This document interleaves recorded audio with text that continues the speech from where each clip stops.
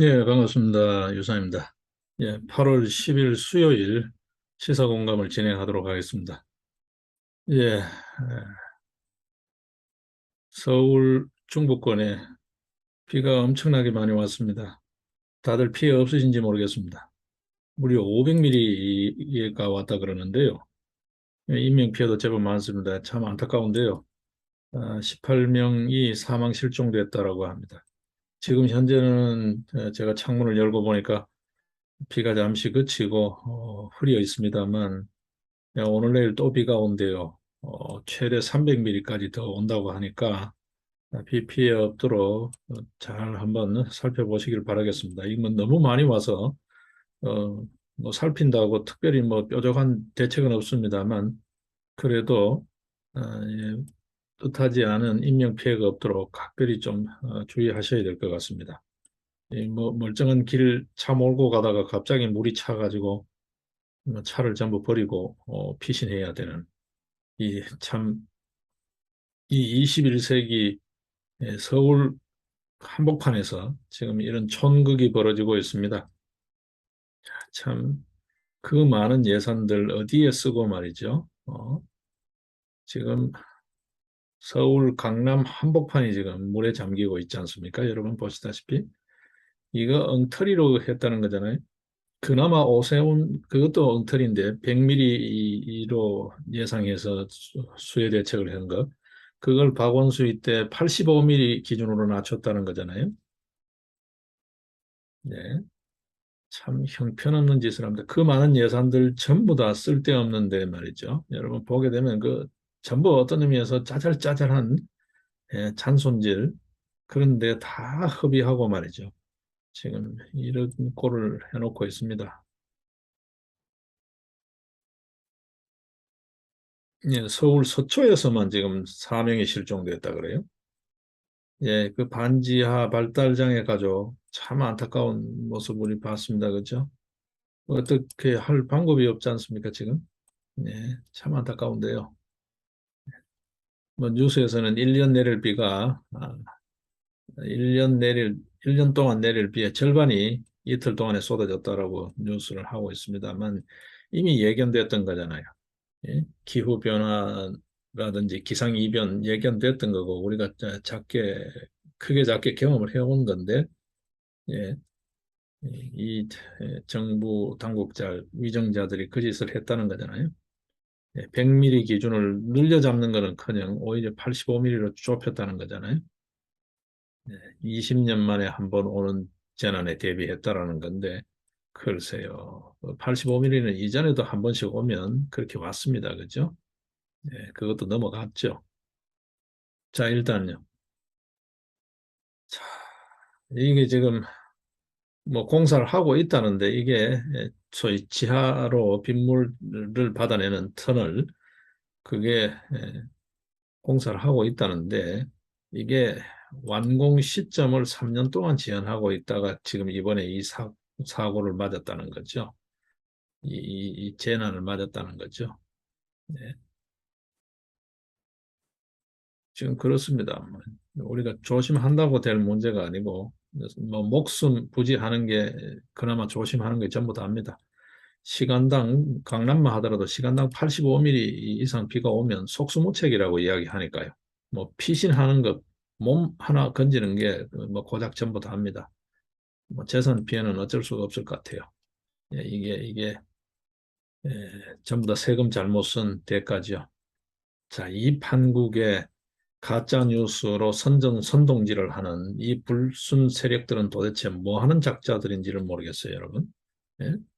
윤석열 대통령이 뭐 현장에 있었느니 없었느니 이런 거를 투덜대고 뉴스를 쏟아내고 있어요. 여러분, VIP는 어디에 있든 간에 자기가 있는 현 위치가 근무 위치예요. 여러분 아시다시피. 그러고 아무것도 안 하고 뭐 낮잠 자고 있었나요? 지시하고 보고받고 지시받고 지시하고 다 하고 있었잖아요. 근데 뭐 어디 대통령이 환경미화원인가요? 물난 데마다 다 쫓아다녀 물난이 난 데마다 다 쫓아다녀야 되네. 이런 엉터리 이 구설을 입에 올리면서 말을 만들고 있어요. 심지어 종편 패널이라는 자들조차도 그 짓을 하고 있어요. 이 정신 나간 자들 말이죠. 우리 사회가 언제부터 이렇게 되는지를 모르겠어요. 네? 지금 보십시오, 여러분. 이전에 술자리 사진 그거 하고 합성해 가지고 소위 말해서 그 폭우가 쏟아지는데 유는 술 마시고 있다라는 그런 가짜 뉴스 퍼뜨리는 작자들 하면서 말이죠. 예? 그럴듯하게 스토리를 해놨어요, 여러분. 각하 지금 300mm 왔답니다 하는데 나는 500 시켰다. 뭐 이런 식의 이제 그런 패러디물, 가짜 패러디물이죠. 이런 거를 유통시키고 말을 만들고 대통령이 재난 현장에 있었느니 없었느니 그런 소리를 해가면서 말이죠. 이게 도대체 이 나라 꼴이 도대체 어떻게 되어 있는지를 모르겠어요. 네, 이런 자들은 참 이게 표현의 자유로 이야기될 수 있는 부분이 아니잖아요, 여러분. 예? 자, 이런 게야말로 소위 말해서 국기문란 사범들인데 사실상 사회 기강을 어지럽히는 사범들이잖아요. 예? 뭐 기껏해야 이게 형사법적으로 풍기문란 경범죄 정도 되나요? 뭐 그러다 보니까 이참뭐 그런 어떤 처벌을 논하기 전에 이 양식의 문제잖아요, 여러분. 어떻게 이런 생각을 할 수 있는지 모르겠어요. 이 물난리 통해. 예? 이거를 뉴스라고 또 펴나르는 거는 또 뭔 사람들인지는 모르겠어요. 자, 일단 뭐 그쯤 해둡시다. 지금 워낙 이 재난 상황이 심하고 계속되고 있는 진행형이기 때문에요. 추가적인 피해가 더 없도록 우리가 조심을 해야 될 것 같습니다. 이 와중에 지금 남부지방은 댐에 물이 다 마르고 있는 참 그야말로 기상이변입니다. 예. 올해 가뭄이 이 남부지방은 아주 심합니다. 지금 작물이 안 될 정도로요. 예, 제가 이 다녀본 지역에 참 그 산 하나를 사이에 두고 고추 농사를 예를 들면 경북 봉화 지역을 가니까 고추 농사가 너무 잘 돼 있어요. 고추 농사 여러분 아시죠? 잘 돼도 그거 따는 것도 일입니다. 등골이 휘는데. 근데 그 산 하나 넘어서 제천 단양 쪽으로 가니까 또 고추 농사 같은 형편없어요. 예, 그 소백산 자락이 넓잖아요. 그럴 정도로 지금 올해 기상 상황이 참 지역적 편차가 큽니다. 그리고 그 아래쪽으로 남쪽으로 내려가게 되면 지금 저수지가 바닥을 다 드러내고요. 댐이 다 말랐어요. 댐이 다 마르고 물이 없어가지고 지금 난리고요. 그렇습니다. 이게 어쨌든 잘 좀 대비가 되고 피해가 최소화될 수 있었으면 좋겠습니다. 좋겠습니다. 자, 이제 우리 시사로 돌아가서 보겠습니다. 특사 이야기가 지금 나오고 있죠. 광복절 특사 이야기. 사면 대상에 경제인은 포함됐다. 뭐 이재용, 신동빈 뭐 등등 포함됐다라는 건데, 예, 그리고 김경수는 제외됐다. 거기에 이명박 대통령도 같이 그냥 덩다리로 제외됐다라는 건데, 윤석열 정부 이렇게 애매한 스탠스를 취하면 뭐가 기준인지는 모르겠습니다. 정치인 제외, 경제인 사면, 뭐 이런 기준인지는 모르겠지만 이런 애매한 스탠스를 취하게 되면 자기 지지 세력으로부터 점점 더 외면받을 텐데 무슨 생각인지 모르겠어요. 예. 네, 저 개인적으로는 그렇습니다. 이렇게 사면이 남발되는 것에 대해서는 반대입니다. 이게 정치적으로 소위 말해서 좀 정치 수사 가 많이 있잖아요. 그런 형태로 된 거에 대해서는 구제가 돼야 되겠지만 자기 책임에 대해서 이거를 면탈시키는 어떤 이유든 간에 그런 거에 저는 그렇게 동의할 수가 없어요. 이 사면이 너무 남용되는 것도 문제입니다만 사면이 이렇게 눈치를 봐서 하는 사면 이게 좀 시정돼야 되지 않을까 싶어요. 김경수는 그 죄수탕이 큽니다. MB 같은 경우에는 이게 정치적인 보복 성격이 짙죠. 정치 보복 성격이 짙습니다. 물론 뭐 그 혐의가 전혀 털어서 뭐 먼지가 안 나왔다면 책임이 없겠지만 뭐가 근거는 있었겠죠만은 네. 김경수와 MB를 같은 레벨에 놓고 지금 사면 검토를 한다? 이거는 말이 안 되죠. 김경수는 소위 민주주의 질서, 민주적 사회 질서에 대한 중대한 범죄 행위입니다. 여론 조작이라는 걸 하는. 예, 특히 오늘날과 같은 디지털 미디어 시대에 그 디지털 미디어를 활용했다는 것은 첨단 범죄고 어, 아주 고약한 범죄 행위잖아요. 이런 사람은 사면 대상에서 소위 검토하는 것 자체가 문제예요. 뭐 어떤 정치적인 그런 판단을 떠났어요. 죄질이 아주 나쁘잖아요. 예. 자, 일단 그 문제 있고 국힘당 비대위 문제가 있습니다만 주호영이 비대위원장이 됐어요. 여러분 어떻게 생각하십니까? 자, 기대할 게 없습니다, 여러분. 이 탈당파들이죠. 탄핵 탈당파들, 소위 말해서 배신 그룹들, 전통적인 그 국힘당 지지 세력 입장에서 보게 되면 그렇죠. 뭐 저는 뭐 국힘당 당원도 아니고 뭐 그쪽도 아닙니다만 제3자적 입장에서 보면 국힘당 지지 세력, 국힘당 주요 기반 입장에서 보게 되면 이들은 배신자 그룹입니다. 예, 자기네들끼리 지금 계속해서 돌려막기 하는 거예요. 권성도의 마찬가지 그 그룹이잖아요. 뭐 소위 말해서 김무성, 유승민계 범 그 계열이잖아요. 탈당했던 놈들, 탄핵 주도했던 놈들이잖아요. 동조했던, 주도했던, 주도한 놈들이죠. 예? 지금 권성도의 지금 원내대표 또 손 털어야 되는데 지금 아직 민그적대고 있어요. 예, 권성도의도 그렇죠. 자, 그 이제 그러고 나니까 비대위원장도 주호영한테 해요. 자, 안 하면 또 이제 김종익 끌고 들어왔을 거란 말이에요. 이게 기대할 수 있습니까, 여러분? 예, 그러면서 윤핵관을 배제시켰다 그러고 이제 자기네들끼리 지금 이제 계속해서 울타리 쌓기를 해요. 주호영의 성향 자체가 썩 그렇게 깔끔하지 않잖아요. 여러분 아시다시피. 대구 경북 말뚝만 꽂아도 된다는 대구 경북에 어쨌든 간에 비비적거리면서 지금 5선까지 하고 있는데 딱 부러지게 뭐 한 게 없잖아요. 패스트 트랙 때 뭐 하나 저지한 게 있나요? 지난 국회 상임위 꼴 한번 보십시오. 안 받겠다. 상임위를 협상해서 법사위 안 되면 다 포기하겠다. 다 좋아요. 전략은 좋았는데 결과적으로 남은 게 뭐예요? 예, 완전히 두 손 두 발 다 들고 질질 끌려다니는 국회였잖아요. 그게 마지막 작품이 뭡니까? 패스트트랙 넘어서 검수완박까지 완전히 밀린 거잖아요.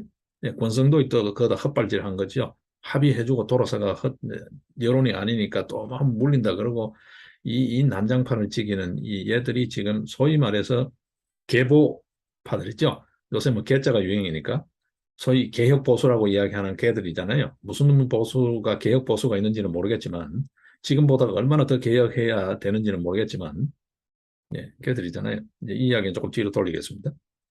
예. 자, 일단 외교 이야기가 더 급하니까요.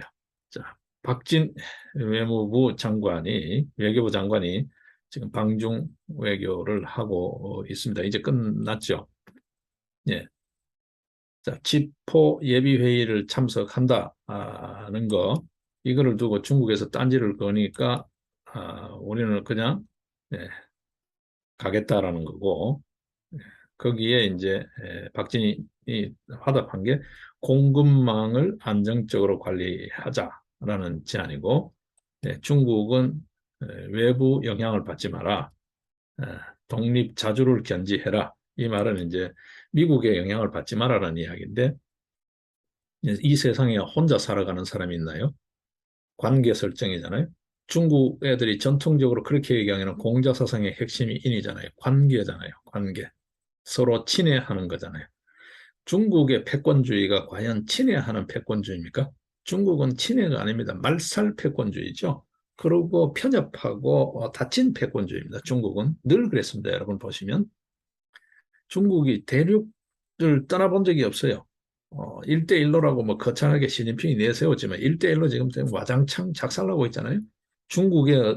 미국의 어떤 견제 이런 걸 떠나서도 중국 자체가 하고 있는 야만적 행태. 예?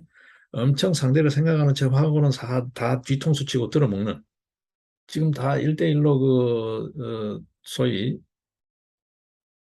자금 지원 받았던 나라들 부채 덩어리로 지금 전락하고 국가 부도나고 난리 났죠. 지금 보시면. 예. 결국 인심을 잃고 다 떠난단 말이에요. 자, 이런 어떤 중국의 정책. 중국이 조금만 생각을 바꿔도 지금보다 훨씬 더 나을 거예요.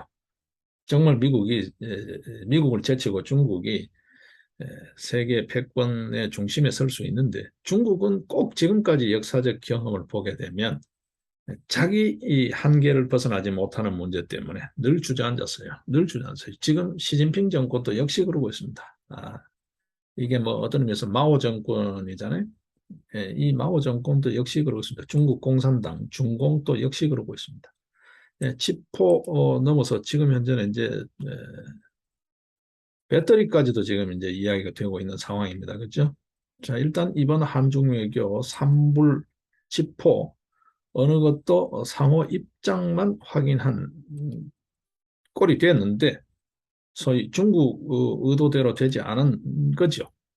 꼴이 됐는데 우리로서는 그나마 그래도 최소한의 주권 국가로서의 자기 입지를 분명히 한 외교가 아니었나. 현 상황에서는 그나마 그래도 잘했다라고 평가할 수 있을 것 같아요. 세부 내용이 어떤지는 조금 더 지켜봐야 되겠습니다. 아직 자세한 내용이 들어지는 않고 있고 개략적인 얼개 정도만 이야기되고 있으니까요. 조금 한번 더 지켜보죠. 예. 일단 대북 문제 관련해서 중국이 뭐 건설적인 역할을 해주기를 바란다라는 것을 전했다라는 정도인데 조금 더 지켜보도록 하겠습니다. 세부 내용을 좀 들어봐야 될 것 같아요. 현재적으로 그냥 뭐 겉모습으로 비춰지는 것은 어, 나름대로 뭐 선방했다 정도로 이야기할 수 있을 것 같아요. 자, 이제 지포 이야기 나오고 이제 반도체죠, 소위 말해서 그거 넘어서서 이제 배터리까지 이제 공급망 전쟁, 이름하여 글로벌 공급망 전쟁이 확전되고 있습니다. 확정되고 있습니다. 예. 엊그제죠. 엊그제 우리 한국 시간 8일, 미국 시간 7일, 인플레이션 감축법 IRA라는 그 인플레이션 감축법이 상원을 통과했습니다. 예. 자, 이게 이제 배터리 분야까지 확대되는 거죠. 전기차, 전기자동차, 배터리까지 반도체를 넘어서 예.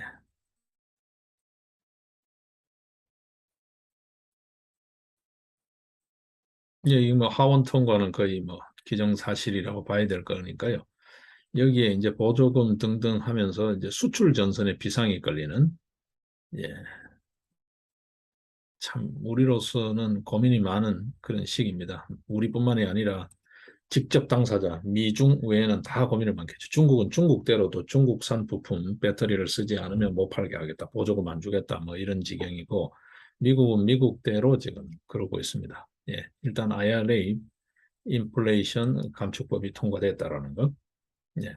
자, 이 와중에 우리가 기술적으로 뭐 반도체든 뭐 배터리 전기차는 지금 현재 우리가 부품을 상당히 의존하고 있습니다만 반도체도 지금 장비나 시스템 분야에서는 좀 많이 의존하고 있죠.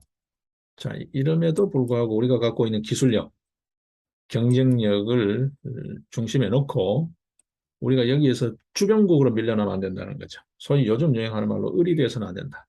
갑의 지위, 뭐 슈퍼갑까지는 아니더라도 갑의 지위를 확고히 할 수 있는 자기 입지, 자기 처신이 필요하다라는 거죠.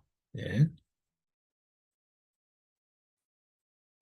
지금 이번에 IRA 법을 보게 되면 동맹국이고 뭐가 없습니다. 모조리 다 자기 소위 미국식 방식을 따르라는 건데 자, 여기에 지금 우리가 어떻게 대처할 거냐라는 거죠. 아,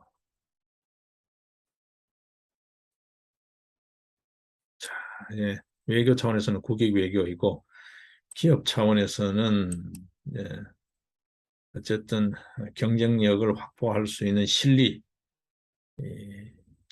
마케팅 전략을 잘 짜야 될 텐데 이게 간단치가 않다라는 거죠. 간단치가 않다는 거죠. 이런 복합 냉전의 시대, 이 냉전의 시대에 어떻게 살아남을 건가? 앞으로의 활로는 뭔가라는 거. 정말 고민 아닌 고민을 깊이 해가야 될 것 같습니다. 예.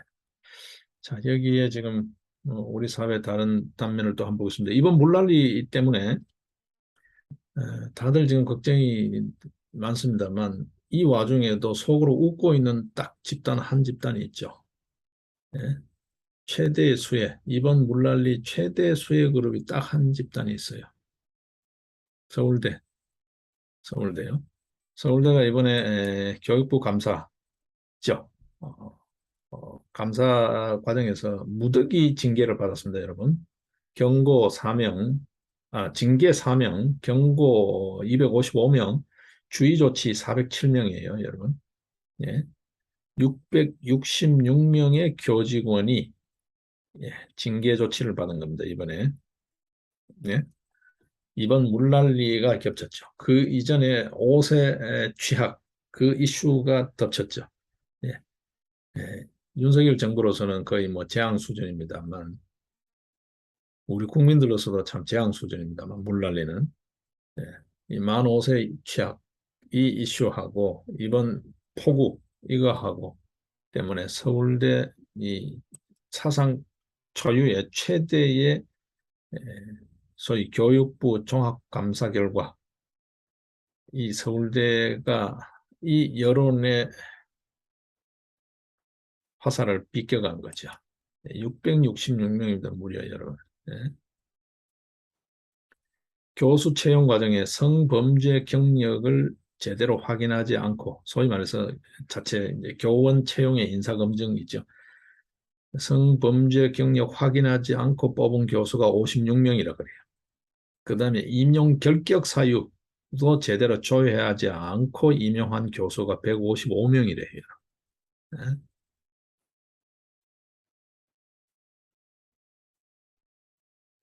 또 심지어는 교수 지원자에 직접적으로 석박사 과정에 지도 교수를 했던 사람들을 전공심사위원으로 위촉했다. 이거 뭡니까?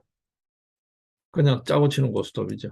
자기가 석박사 과정에 지도했던 학생이 교수 임용 지원을 했는데 그걸 심사하는 거예요. 전공 심사를 하는 거예요. 뭐 어떻게 되겠습니까, 여러분? 뭐 보나 마나 뻔하죠. 불을 보듯이 뻔한 거죠. 예. 네, 이런 짓을 서울대가 하고 있었다는 거예요. 예. 뭐 복무 준수 관련 어긴 거는 뭐 아예 기본이고요. 예. 뭐 출장을 임의로 기재하고 휴가 임의로 하고 뭐 이런 거요. 소위 말해서 근무지 이탈이죠. 예. 이런 거는 뭐 복무준수라고 통칭하는 예. 그 내용은 확인조차 하기 어려웠다. 할 수 없었다라는 이야기를 하고 있습니다. 이 종합감사 때. 예. 예를 들면 이런 겁니다. 예. 예. 연가, 병가, 출장 이런 거를 지 마음대로 쓰고 그러니까 자기 쓰고 싶은 대로 썼다는 거예요. 상급자 결제라든지 등등 그다음에 뭐 휴가 보통 우리 휴가라든지 이런 거 하게 되면 출장 휴가를 하게 되면 그 출장 허가를 받고 그다음에 그 복명서 작성하고 이런 거 하잖아요. 예, 그런 게 아예 전혀 파악이 안 된다는 파악이 안 된다. 없다는 거예요. 저 마음대로 했다. 예. 자, 이제 징계를 받은 사람 중에도 보게 되면 형편없는 처분으로 그냥 대충 눈가림 했다는 거예요. 음주운전 이런 사람들은 중징계잖아요. 우리 사회적으로 봤을 때. 근데 이거를 경징계로 처리했다는 거예요. 예, 그래가지고 고작 견책 또는 감봉 한 달로 끝내버렸다는 거예요. 뭐 이런 것도 들통이 나고, 예. 영구년제라는 게 있죠, 여러분. 영구년제, 휴식년제 뭐 이런 게 있잖아요, 대학에. 예, 영구년을 다녀왔는데 이게 어떻게 됩니까? 1902일로 이야기 되는데 이게 몇 년이죠? 한 4, 5년 되죠. 4, 5년이 지나도 1902일이 지나도 보고서조차 제출하지 않은 그런 사람이 있고 예. 규정을 위반한 사람은 415명이라 그래요. 그 다음에 배우자 등 가족을 신고 없이 연구원으로 참여시켜서 인건비를 부당 수령한 이런 경우 많죠. 예. 그냥 자기 제자들 뭐 인턴들 집어넣어 가지고 조교들 집어넣어 가지고 연구비 그냥 자기 통장으로 슬쩍 땡겨 쓰고 이런 경우들도 많은데 심지어는 배우자, 가족이라는 거잖아요. 이 사람들을 연구원으로 넣고 인건비를 타냈었다는 거예요. 이게 32건이랍니다. 서울대에서. 액수로 2억 6,900만 원이고요. 예.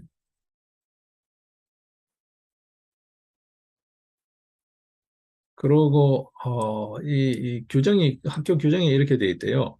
고문 변호사를 두고 건당 10만 원 내의 자문료를 지급할 수 있게 규정이 돼 있대요. 이 고문 변호사 제도로. 그랬는데 고문 변호사를 위촉을 안 하고 건당 505 이게 지금 어떻게 됩니까? 5,500만 원. 예. 최대 5,500만 원의 자문료를 지급하는 경우도 있었다는 거예요. 그래서 이 소위 고문 변호사료 이게 이제 회계 규정 자문료로 처리된다는데 1억 6,965만 원을 썼다는 거예요. 이게 부당 지출이죠. 네.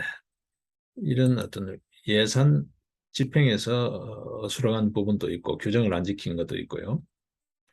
심지어는 학생들, 자기 학생들이죠. 조교들이죠. 학생연구원 인건비 2,090만 원을 지 맘대로 자기가 써버린 거죠. 자기가 써버리고 네. 세금 계산서 허위 발행한 교수도 있고 거래 내역서를 허위로 해가지고 자기 개인용 노트북을 챙긴 것 정도 등등 챙긴 것 등등 뭐그 내용을 들여다보게 되면 일일이 입에 올리기가 참 민망할 정도다라는 거죠. 이게 서울대 교수들의 행태인가 할 정도로 뭐 서울대를 떠나서도 교수 행태인가 할 정도로 입에 올리기가 민망하다는 거죠. 네. 그러다가 지금 심지어는 서울대가 생긴 이래로 총장이 징계 요구를 받는 그렇죠? 조국이 징계하라고 했는데 민거적 하다가 시효를 넘겨버렸어요. 그래서 지금 징계를 할 수가 없어요. 네, 이렇게 한 오세정 총장 예, 경징계 요구 감사 결과가 확정이 돼서 발표가 됐죠. 예, 징계 시효를 넘겨버렸어요. 예, 앞으로 이제 재판 진행 중인데 유죄 판결이 돼도 징계를 할 수가 없어요. 시효가 넘어버리기 때문에 법적으로는 뭐 다른 어떤 방법을 강구해야 되겠지만 좀 그래요. 그래서 조국이를 어쨌든 예, 뒷길을 열어주는 이런 짓을 하고 있다는 거예요. 예. 서울대가 올 한 해에 받는 정부 지원금요. 그 뭐, 명목상 정부 출연금이라고 하는데 그게 5,379억이라고 합니다. 이게 다 국민 세금이죠. 나라 돈이 들어가는 거예요. 5,379억 원의 정부 출연금을 받는데 예, 이게 국립대 중에서도 굉장히 편중되어 있다는 거예요. 이게 말이 안 되죠. 예를 들면 경북대가 받는 돈이 1,934억 원이에요. 경북대의 정부 출연금 대비 2.8배, 약 3배를 받아요. 서울대가. 같은 국립대인데. 예. 근데 학생 숫자는 얼마나 어떤 차이가 나냐 하면 서울대보다가 재학생 숫자가요. 경북대가 5천 명이나 더 많아요. 그런데 정부 출연금이 경북대에는 1,934억 원, 서울대에는 5,379억 원이에요. 예, 이러니까 국립대 안에서도 점점 더 이렇게 격차가 벌어지는 거예요. 네. 자, 지금 어쨌든 간에 서울대 자율성 확대 그러면서 대학법인으로 바꿨죠. 국립대학법인으로. 11년째 접어드는 11년 차 국립대학법인으로 접어들고 있는 서울대 교원 복무 관리가 엉망이다. 예산은 눈먼 돈으로 흥청망청 썼다. 서울대라는 그 속사를 들여다보면 그 민낯을 들여다보면 황당하고 민망하고 부끄럽게 짝이 없다. 이게 서울대의 모습이다. 예, 우리 이 사회에 지금 소위 말해서 지식인, 이제 뭐 지식인이라는 말조차도 역겨운 상황이 되어버렸습니다만 지식인이 지금 거의 뭐 정치화되어 가지고요. 이게 그렇잖아요. 한때는 지성의 상징이었어요. 근데 지금은 어떻게 돼 있습니까? 빅마우스예요. 여기저기 떠버리들, 제자들 세뇌식이지요. 뭐 어디서든 간에 좀 어디도 그래도 아직은 어디 가면 대접을 받으니까 인정을 해주니까 그 사람 말을 좀 귀담아 듣는 분위기니까 이 빅마우스로서 인정하는 거지 지성으로서 인정하지 않잖아요. 요즘은요. 뭐 늘린 게 교수니까. 이제는 더 넘어가가지고 아예 이제 정치 지망생이 되어버렸어요. 폴리페스 이야기가 나오다가 이제는 아예 정치 지망생이 되고 편가르기에 편파적인 객관성이 없어져 버렸잖아요. 이제 지성이라는 개념은 완전히 달아나 버렸습니다. 그냥 지식 나부랭이를 가지고 하는 지식 장사, 지식 사냥꾼, 뭐 그런 정도로 치부될 정도로 요즘 지성을 들어볼 수가 없잖아요. 근데 그 지성의 전당이라고 하는 서울대 안 꼴이 지금 이렇게 썩어 빠질 대로 썩어 빠졌다는 거예요. 네, 국회 지금 우리가 보고 있습니다만 국회 이야기하기 민망할 정도라는 거예요. 징계를 받은 사람이 666명입니다. 이번에요. 여러분. 네.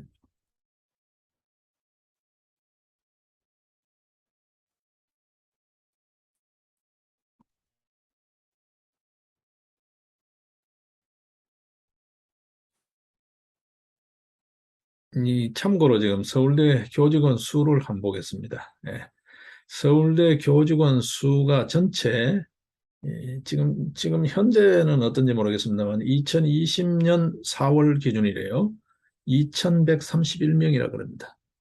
그럼 조금 여유 있게 잡아서 2,150명이라 합시다. 그 중에 666명이에요, 여러분. 네? 25% 최소로 잡아도 25%가 전부 감사에서 징계 또는 지적을 받을 정도. 징계라고 봐야 되겠죠? 징계, 경고, 주의 이런 거니까 주의 조치 이상 받은 사람이 최소 25% 이상이라는 거예요. 4분의 1이라는 거예요. 4분의 1이 넘죠. 넘죠. 이만큼 썩었다라는 겁니다. 네. 네, 그러면서도 정부 예산은 서울대라는 이름으로 다른 국립대에 비해서 비교할 수 없을 정도로 가져간다. 최소 한 두세 배를 받아간다. 하는 거예요. 액수로도 5천억이 넘는다. 이게 전부 다 국민 세금이라는 거죠. 자, 또 그쯤 해두고요. 또 한 컷 이제 국힘당 이야기로 넘어가겠습니다. 자, 이준석 무슨 이유든 간에 정리돼야 됩니다, 여러분. 그렇죠? 저는 진즉부터 이준석 이야기할 때 절레절레 고개를 흔들었던 사람이에요. 이준석의 내력을 쭉 알거든요. 어제 잠깐 언급했습니다만 전철련 시절부터 이준석이가 해온 내력을 제가 다 거의 꿰고 있거든요. 네. 저는 인정하지 않습니다. 이런 사람. 청년요? 어지간한 뭐 중년 늙은이도 이렇게 속된 말로 썩은 사람은 없습니다. 이렇게 오염된 사람 그렇게 많지 않습니다, 여러분. 예? 이렇게 뺀질뺀질한 사람 그렇게 많지 않습니다. 자기 뭐 우리가 사회관계에서 내가 잘못했으면 잘못했다 이렇게 하지 이렇게 예, 좀 어떤 의미에서 끈덕지고 이렇게 뺀질뺀질한 사람 그렇게 많지 않아요. 많지 않아요. 급기야 이제 이준석의 3차 접대 이후로부터는 그 술자리에 국회의원도 있었다. 이게 이제 그 자리에 있었는면 알겠죠? 탤런트도 있었다. 뭐 등등 이야기까지 지금 나오고 있습니다. 뭐 이 진실은 좀 더 지켜봐야 되겠죠. 뭐 그런 이야기가 지금 나오고 있습니다. 변호인도 지금 바뀌어가지고 김성진이요. 지금 그러고 있습니다. 자, 일단 뭐 그런 정도의 지금 비대위 쪽으로 이야기를 조금 가야 되는데 그런 정도 해두고요. 자, 저쪽에 이재명 쪽 보겠습니다. 뭐 이재명의 득표율이 뭐 70 몇 프로. 여러분 지금 민주당 전당대회 투표율이 몇 프로인지 압니까, 여러분? 예? 지금 방송 언론이 이렇습니다. 방송신문. 민주당 전당대회 투표율에 대해서 이야기하는 것 여러분 들어보셨습니까? 민주당 전당대회 투표율이 25%도 안 돼요, 여러분. 예? 우리가 통상 이야기하는 의사 정족수, 전 당원의 뭐 과반, 출석 당원의 뭐 또 과반, 예, 의사 정족수, 의결 정족수라고 하잖아요. 의사 정족수 미달이에요, 여러분. 여러분 지금 우리가 정치권에 그만큼 무관심해지고 혐오감이 짙게 비어 있는 선거들, 그 지방선거를 하더라도 투표율 25%짜리 지방선거 보셨습니까? 예. 고작 그, 그 후보자들 자기 계파들만 다 몰아가지고 지지자만 몰아도 25%는 되지 않을까요? 근데 25%도 안 돼요. 25% 정도밖에 안 되는 투표율, 그 이야기는 일치 안 해. 그중 뭐 75% 그러니까 뭐 70 몇 프로 그러니까 엄청나죠. 압도적이라는 것만 자꾸 강조해요. 네, 네. 그렇습니다, 지금. 예. 지금 실상들을 우리가 좀 봐야 되는데 언론들이 그만큼 지금 이제 문제가 많습니다. 자, 그 다음에 다시 또 돌아가겠습니다. 지금요, 경찰요. 수사 지금 계속해서 민거적 되고 있습니다. 선거법 위반요. 그런데 참 재미있는 게 지금 경찰국, 경찰대 뭐 이런 이야기 나오잖아요. 경찰대 폐지 이야기. 예, 여기 지금 경찰이 묘하게 내놓고는 안 하는데 집단 행동을 하고 있죠. 저는 그렇게 봅니다. 예, 예. 국힘당 의원 66명이 지금 다 도매금으로 지금 현재 다 이제 공직선거법 위반 혐의로 지금 수사 대상에 올라 있어요. 경찰이 66명을 지금 수사하고 있다는 거잖아요. 이재명 수사하는 거 봤습니까, 여러분? 계속해서 뭘 한다고 난리는 쳐요. 근데 아무것도 지금 나오고 있지 않잖아요. 공소시효를 감안해서 수사하고 있다. 지금 지금 어쩌겠다는 거예요? 공소시효 마지막에 지금 검찰에 넘기겠다는 거예요? 그럼 검찰이 언제 검토를 해요? 보안 수사를 해야 되면 보안 수사 언제 할 거예요? 결국 물 건너가는 거죠. 지금 어떤 의미에서 보게 되면 물 건너가는 그런 물타기 수사를 하는 거죠. 세월아, 내월아 이제 깔아뭉개 버리는 거죠. 법원 깔아뭉개죠. 수사 단계 깔아뭉개죠. 이렇게 이제 죄 지은 놈 다 도망가는 거죠. 예?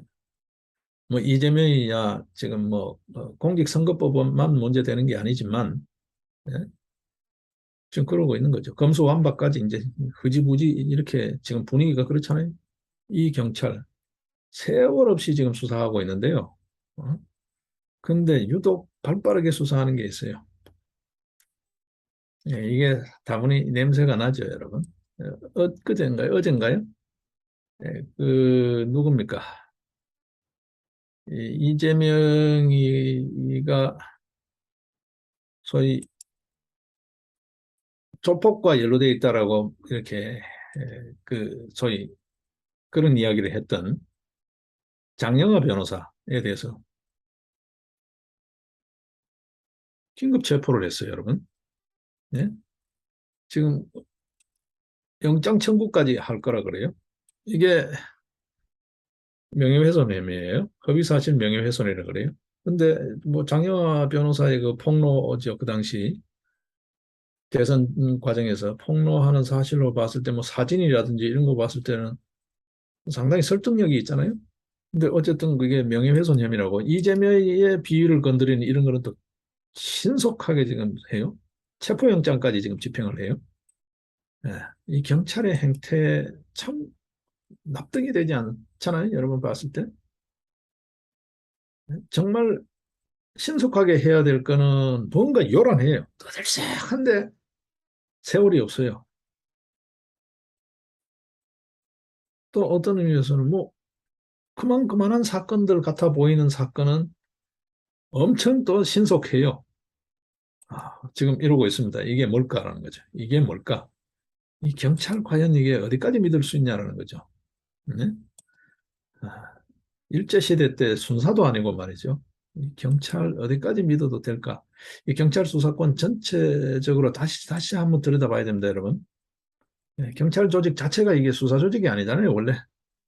이게 특정 대학 출신들, 경찰대 출신들이 지금 들어가면서 자꾸 이제 검찰한테 속된 말로 기어오르려고 맘먹으려고 지금 대들다가 지금 현재 집단적으로 세를 형성하고 조직을 장악해서 지금 이렇게 하고 있는 건데요.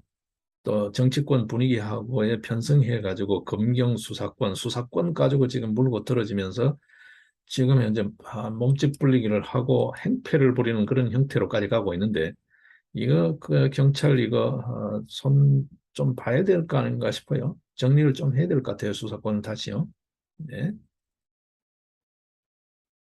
자, 이쯤 또 이야기는 또 한 컷 넘기겠습니다. 이 물난리가 온통 지금 우리 모두를 걱정케 하고 있고 또 남쪽 중부 쪽은 그렇고요. 남쪽 지방은 가뭄이 또 우리 모두를 걱정스럽게 하고 있어서 이런 뉴스들을 종합적으로 다루기가 지금 현재 오늘 시점에서는 그렇습니다. 각 주제별로 뽑아서 다루게 되면 뭐 좀 제대로 다루야 되겠습니다만 현재적으로 이런 이야기를 너무 오래 하기가 조금 부담스러우니까요. 그거 좀 넘기고 정리를 좀 해보겠습니다. 오늘 현 시점에서 자 일단은 뭐 두 개로 정리를 하겠습니다. 정당 이야기 남았으니까 국힘당의 비대위. 일단 윤석열 대통령은 국민의 뜻, 자기가 분명히 했어요. 그냥 단순히 낮은 자세, 더 열심히가 아니라 국민의 뜻에 따라서 하겠다라는 걸 분명히 했고, 일단 첫 인적 쇄신 조치는 좀 진행이 된 것 같아요. 근데 보다 근본적인 쇄신이 필요하다는 생각을 해요. 진짜 국민 눈높이에 맞게, 국민 감정에 맞게 좀 할 필요가 있다. 모든 정책도요. 이번 8.15 특사를 봐도 썩 마음에 내키지는 않아요. 예? MB 같은 경우에는 김경수하고 비견할 수 있는 그런 죄질이 아니잖아요. 어떤 의미에서. 뭐 어떤 혐의가 있다 하더라도. 예? MB는 어떤 의미에서 탈탈 털어서 먼지털이식 수사를 갖고 꼬투리를 잡아서 한 케이스고, 일종의 뭐 굳이 이야기하자면 정치적인 색깔을 빼고 나면은 경제사범이죠. 일종의. 이번에 경제사범은 다 풀어준다며. 예. 다스도 어떤 의미에서 자동차 부품 사업이잖아. 뭐 그건 좀 그러네. 이 정치적인 색깔이 짙죠. 먼지털이식 수사, 보복 수사 성격이 짙잖아요. 이런 쪽은 차라리 사면을 고려했어야 된다. 뭐 지지 이런 걸 떠났어도요. 김경수는 이거는 민주적 질서에 관계되는 중대범죄 행위이기 때문에 이거는 절대 처음부터 사면 입에 올리면 안 된다. 이게 정치적인 거다는 거예요. 저는 그렇게 보는 거고. 자, 그다음에 이제 대통령실요. 저번에 펠로시 왔을 때 대통령 자신은 만나려고 하는데 대통령실에서 막았다는 거잖아요. 아니라고 극구 엎드렸다는 거잖아요. 자, 지금 보세요. 국방부 꼴로 한번 보십시오. 새 정부가 국방 계획을 수립했어요. 작지만 첨단 과학으로 무장된 강한 군대, 싸우면 반드시 이기는 군대. 그랬는데 그거 정책 입안서를 만든 국방부 장관이라는 사람이 그 정책 입안서를 만든 인물들이 이전에 서욱이가 심어놓은 애들이 만든 거라는 걸 체크를 못했다는 거잖아요. 예? 이 지금 내각이 있으나 마나의 어느 부서 할 것이요. 안보 외교 분야도 지금 곳곳에 이게 문재인 정부의 충성파들이잖아요. 위에 장성들 며칠 옷 벗겼고 갈았다고 해서 방심한 거죠. 예, 이런 엉터리 실수를 하고 있는 내각 참모들, 이거 언제까지 둘 거냐라는 거예요. 이것도 국민 눈높이에 맞지 않아요. 맞지 않아요. 그렇잖아요.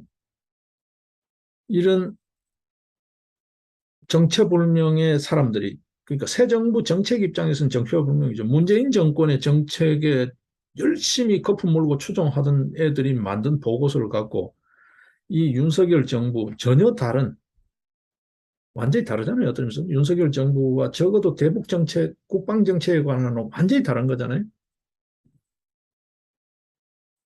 이걸 윤석열 정부의 정책이라고 한다면 우리 입장에서 봤을 때는 정체불명이죠.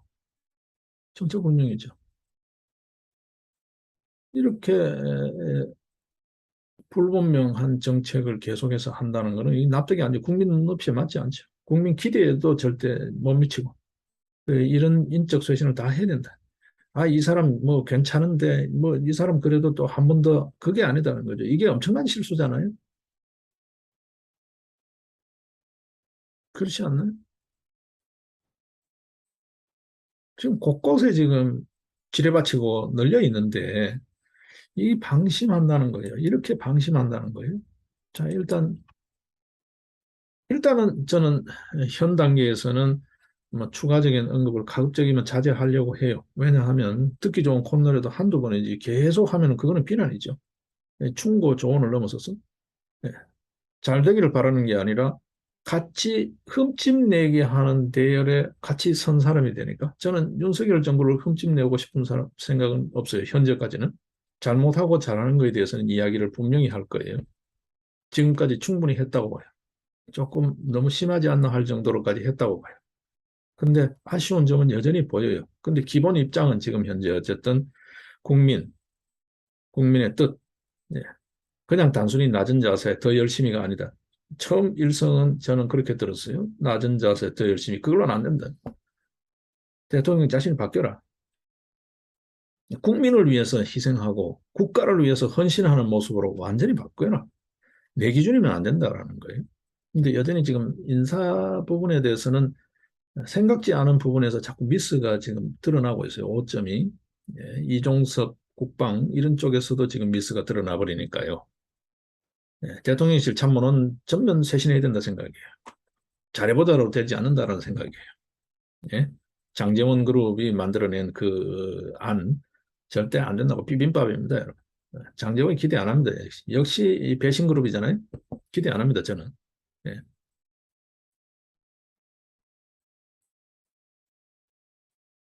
인적 쇄신이 필요하다. 안철수 기대 안 합니다, 여러분. 예? 여러분 어떠신지 모르지만 저는 기대 안 합니다. 이 국힘당 완전히 환골탈태하지 않으면 지금 계속해서 시기를 미루는 거죠. 예? 폭발물이 터질 시기를 미루는 거지. 결과적으로 망한다. 결과적으로 망한다. 자, 일단 이준석. 일단 뭐 가처분 신청하겠대요. 되지도 않겠지만. 가처분 신청 법원이 왜 남의 정당이 이래 관여할 필요가 없잖아요. 전국위에서 결정한 건데 가처분 신청이 들어온다. 여러분이 판사라면 그걸 하겠습니까? 예? 상권 분립이라는 게 있고 있는데 사법 자제하겠죠. 저는 뭐 외교 관계에서 주로 쓰는 게 사법 자제 원칙입니다만 사법부가 자제를 하겠죠. 왜냐하면 정당 내부 일이잖아요. 정국위가 나서서 결정한 거예요. 그것도 예? 압도적으로 정당이 자체적으로 비상 상황인지 아닌지 당헌을 어떻게 해석할 건지 그건 정당에서 해석하는 것이지. 예? 아니면 뭐 선관위 정도나 당내 유권 해석 기관이 있잖아요. 전국이 거기 유권 해석에 따르는 거지. 사법부가 뭐 걸핏하면 뭐 법원이 어디면 만사형통이에요. 이준석 그 공부 좀 제대로 해. 예?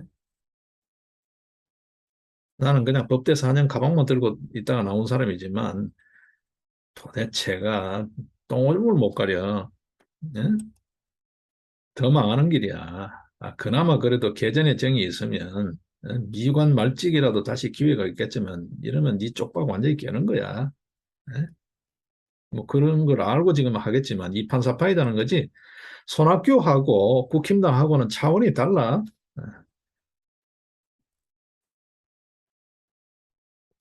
예, 일단 국민을 위한 길을 먼저 생각을 해라. 이준석이가 언제 국가 국민 이야기하는 거 봤습니까? 제가 어제 말씀을 드렸습니다만, 예?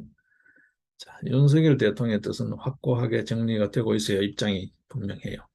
예, 그 밑에 사람들이 지금 못 받쳐줘요. 권성동, 비대위원장 주호영, 예, 장제원 다 이 선으로 물러나야 됩니다. 그리고 새로운 인재를 정말 허심탄회하게 새로운 인재를 찾으십시오라고 예, 진언해야 되고 진짜 멸사봉공해야 돼요. 예? 멸공봉사하지 마시고 멸사봉공하셔야 된다고. 안철수, 장제원, 이준석, 권성동, 주호영 전부 다. 예. 저 주호영 별로 신뢰하지 않습니다. 예. 대구 사람이지만 주호영 신뢰하지 않습니다. 예. 해놓은 게 뭐 있습니까? 결과적으로 해놓은 게 뭐 있냐고요. 예. 자기가 주호영이가 비대위원장이라 그러는데 원내대표 때 주호영이가 해놓은 게 뭐 있어요? 예? 패스트 트랙을 저지를 했나요?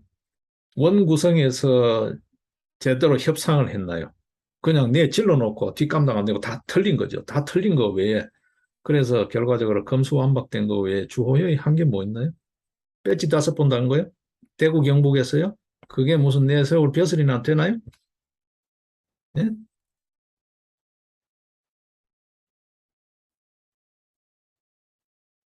예. 이게 가처분 가겠다는 이준석이 얼마나 웃깁니까, 여러분? 어쨌든 정당 내에 최고 의사결정기구예요. 전국이죠.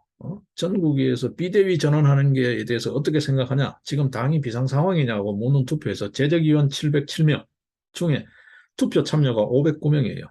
예? 저기 지금 민주당처럼 25%가 아니라고요. 재적의원 707명 중에 509명이에요. 약 한 80% 정도 참여율이죠. 투표율이 해가지고 찬성 457표예요. 예. 90% 가까이 찬성했어요. 비대위, 비상 상황이다. 비대위 전환. 이걸 법원이 가처분 판단을 한다고요? 인용할지 말지? 천만의 말씀입니다. 그랬다면 법원은 진짜 완전히 지금 그렇잖아도 지금 총선 선거 모의 소송 관련해서 대법원 꼴이 지금 거의 뭐 소설 쓰기 해놓은데 그걸 판결문이라고 정말 창피스러운 건데요. 이게 판결문이라기보다는 상대방 피고의 소위 말해서 소송 대리인의 준비 서면처럼 지금 판결문이라고 해놓은 꼴인데 정말 한번 보시죠, 여러분. 소설도 그런 소설 쓸 수가 없어요. 법대 학생들, 법대 적어도 요즘 로스쿨이어서 잘 모르겠습니다만 예전 법과대학에 있을 때 법대 3학년 정도만 돼도 판결문 그따위 안 씁니다. 그따위 안 씁니다. 제가 3학년 때 모의 재판에서 변호사를 했던 사람입니다. 그 정도 대학 3학년 정도, 법과대학 3학년 정도만 돼도 그따위 판결문 안 씁니다.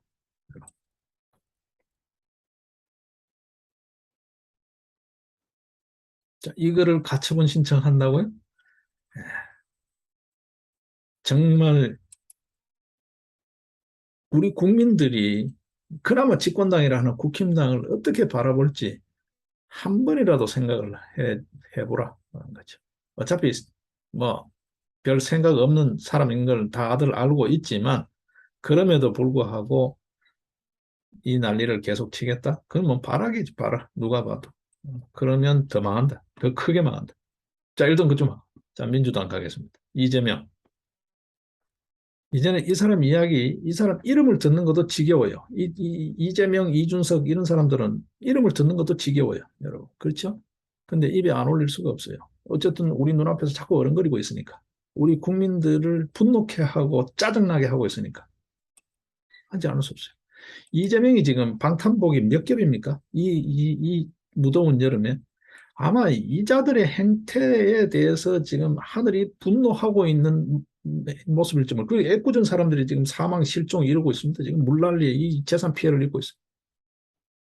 굳이 뭐 비유하자면 네? 세상 꼬라지가 더러우니까 그냥 마구 쏟아내는 비로로 씻어내고자 싶은 하늘의 심정인지도 모르겠어요.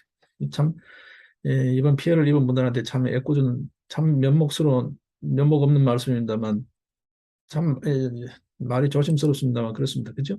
이재명이 지금 보십시오. 검수완박했어요. 문재인이가 해줬잖아요. 검수완박. 예. 그것도 이게 뭐 진짜 이게 다수인지 아닌지도 모르는 지금 선거 무결성에 대한 시비가 계속 있어요. 뭐 부정선거 시비가 있잖아요. 이거 제대로 수사도 안 되고 있고 재판도 저렇게 엉터리 하고 있고 이게 지금 다수라고 지금 우기고 있어요. 선거 재판이 예? 임기 다 될 때까지 선거 재판이 안 끝날 판이에요. 자, 일단 검수완박했어요. 자, 그것도 모자라가지고 대선 떨어지고 난 다음에 곧바로 돌아서가지고 네, 재보궐선거 나와가지고 의원 배지 달았어요. 그렇죠? 여러분. 자, 그러다가 지금 이제 당대표 하겠다고. 거의 뭐 당대표 어대명이잖아요. 어차피 대표는 이재명이다. 어대명이잖아요.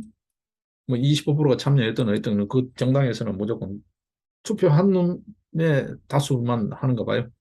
당연히 그래 돼 있겠죠. 자, 근데 그것도 모자라가지고 당헌을 또 개정한다 그래요. 예? 당헌에는 그래 돼 있대요. 민주당 당헌에. 부정부패와 관련한 법 위반 혐의로 기소된 당직자의 직무를 정지할 수 있다. 이게 당헌이래요.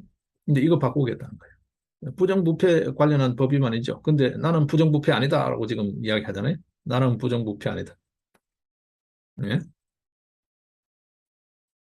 검찰권 남용이 있을 수 있는 상태다.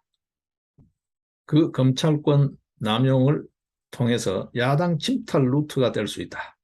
는 점에서 기소만으로 당직을 정지하는 것은 적절치 않다. 이게 이재명의 주장이에요. 네. 근데 지금 이제 이재명이 받고 있는 혐의가 뭡니까? 수사받고 있는 게 대장동 비리, 백현동 특혜 의혹, 성남 FC 후원금 사건, 변호사비 대납.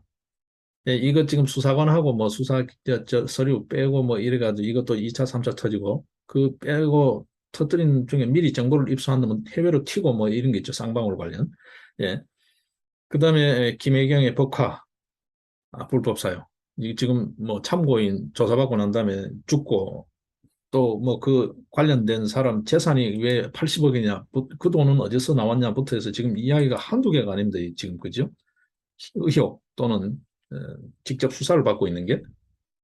그런데 뭔 이야기 합니까? 지금 검경 수사는 심각한 국기문란이라 그랬어요. 여러분, 이런 참 궤변 중에서도 이런 황당한 궤변을 지금 들어봅니다. 그죠? 예? 대장동 때는 뭐라 그랬어요? 예? 윤석열 게이트라 그랬어요. 재밌습니다, 여러분. 예, 이때 재판거래 의혹이 있었죠. 지금 재판거래 의혹 사건 지금 조용해요. 이거 언제 수사할 거예요? 권순일이 중앙선관위원장이기도 했죠. 권순일이 언제 재판할 거예요? 언제 수사할 거예요? 예? 자, 이걸 윤석열 게이트라 그랬어요. 대충 수사를 봐주면서 키웠다는 거죠. 예? 그러고 바로 직전에 여러분 보십시오. 그 참고인 기무사 출신 그 참고인 사망 사건. 이게 뭐 이게 극단 선택이라 그러는데 이것도 의혹이죠. 의문사죠. 어떤 의미에서. 예? 이에 대해서 내하고 뭔 상관이야. 그런데 지금 다 상관이 있는 게 다 드러나고 있잖아요. 지금. 그렇죠? 뭐 김혜경의 기사였느니 뭐 김혜경 차가 아니고 그 선도차의 기사였느니 그러면 김혜경의 차는 도대체 몇 대야부터 해서 지금 이제 의혹이 자꾸 점점 더 불고 나오잖아요. 입질 때마다. 예. 상관없다 그랬는데 상관이 있어요. 지금. 그러다가 뭐 돈까지 준 게 드러나요. 이게 이제 뭐 정치자금법 이런 쪽에도 문제가 될 수 있다는 거잖아요. 어떤 의미에서. 예. 뭐 입뛸수록 점점 더 혐의가 더 튀어나오는 판이에요. 여기에 지금 심지어 기소가 되더라도 대표직을 유지하는 당헌 개정안. 도대체가 이게 이게 정말로 민주적 정당이라고 할 수 있습니까? 대명천지의 민주당. 이 짓을 하고 말이죠. 이재명은 그 짓 한다고 치고 어차피 뭐 그런 사람이라고 치고 민주당이 여기에 부안해 우상호 비대위원장 우상호 도대체가 말이야 우상호 은행이 지금 한 보라고 지금 비대위원장 전후로 해가지고 우상호 뭐 그 이전까지 안 가더라도 우상호 한때 학생운동까지 했다라는 친구가 말이야 어떻게 이런 짓을 할 수 있냐고 이게 도대체 정당 꼴이냐고 한 보라고 어?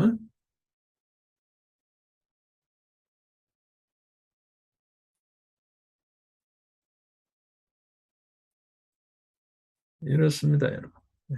이게 이제 빚어지고 있는 정치권 모습입니다. 이 국가 예산, 국고보조금, 선거보조금 등등 해서 이걸 지금 수천억씩, 지금 최소 2천억이 지금 올 선거 기간에 집행되었다는 거잖아요. 이렇게 수천억씩 국고를 축내고 국민 주머니 혈세를 갖고 움직이고 있는 정당들의 행태들입니다, 여러분. 네, 서울대 행태 여러분 교육계 보셨죠? 네, 국가 예산, 국민 세금이죠, 결과적으로. 예, 5,400억 가까이 가져가서 저짓을 하고 있고 서울대 대표적으로 몇 개만 하겠습니다. 예, 민주당 적골입니다. 국고보조금 1,000억대를 먹은 정당 또 1,000억대를 먹은 또 다른 정당 국힘당이 이 꼴입니다. 이렇게 국민들 주머니가 형편없이 예, 털리고 쓰여져도 좋을지 우리 국민들이 이제는 좀 분노하고 각성해야 되지 않을까 싶습니다. 예. 지금 돌아가는 민주당의 희망이 있습니까, 여러분? 네? 돌아가는 국힘당의 희망이 있습니까? 저는 주호영 비대위 자체를 신뢰하지 않습니다. 비대위가 얼마나 갈지 모르지만 자칫 또 꼼수 중에 최악의 꼼수를 벌써 예상을 하더만 비대위 기간을 늘려가지고 이준석 징계가 끝날 때까지 비대위를 하다가 다음 당대표 선출 때 이준석이가 다시 당대표에 출마할 수 있는 기회를 주는 선에서 이준석이 하고 짝짝꿍 하지 않을까. 아니면 적어도 다음 공천 때 이준석이한테 공천을 가지고 좀 뭐 이런 야합이 있지 않을까까지 의심하는 측이 이미 있더라고요. 이미. 예, 주호영 비대위원장 그러니까 걔들 또 그렇게 하겠지. 그런 이야기가 벌써 나오더라고요. 예, 이게 국민들의 시선입니다. 우리 국민들이 그렇게 여러분들이 생각하는 것처럼 어수룩하지 않아요. 네. 자, 일단 뭐 오늘은 이쯤 정리를 하겠습니다. 예, 물난리 통해 참 걱정에 어수선함에 그렇습니다. 예, 정치권조차 어수선함을 더하고 있고 이 판국의 물난리 통해 이네들의 비리를 감추면서 슬그머니 꽁무니를 빼고 있습니다. 예, 서울대 특히 최대의 수혜자라 그러잖아요. 서울대 반성하시라고. 대학에 물이 들어차고 도로가 쓸려 내려가는 그의 단순히 물난리가 아니라 서울대가 앞으로 민심의 쓰나미의 대상이 될 수 있다는 거. 절대 잊으면 안 된다는 거. 교육계가 이제는 교육을 입에 담기 어려울 정도로 망가지고 있는 현실. 참 개탄스럽다는 거. 예, 좀 어느 쪽이든 간에 반성하는 마음이 우리 사회에 반성하는 지성이 좀 제대로 좀 이렇게 다시 움직였으면 하는 생각을 해봅니다. 예, 오늘 좀 이야기가 조금 길었습니다. 그죠? 네, 다음 시간에 뵙겠습니다. 내일은 제가 조금은 어쩌면 어려울 수도 있습니다. 어려울 수도 있습니다. 내일부터 제가 일주일간 몽골 출장을 가게 됩니다. 다음 주 수요일까지 몽골 출장을 가게 돼서 어떨지 모르겠습니다. 현지 사정이 되면 현지에서 제가 올려드리도록 하겠습니다. 내일은 당장은 어려울 것 같아요. 내일 아침 비행기를 타야 돼서 일찍 공항을 나가고 또 이동하고 또 그 현지에서 이동해서 숙소를 잡고 해서 내일은 어렵고요. 내일 원래 이제 해야 되는 걸 못하게 되면 모레 쪽으로 돌리든지 뭐 어떻게 제가 할 수 있는 방법을 찾아보겠습니다. 예, 다들 건강하게 지내시고 또 제가 일단 뭐 현지에서 혹여 못하게 되면 들어와서 못한 말씀을 또 같이 나누도록 하겠습니다. 예, 고맙습니다.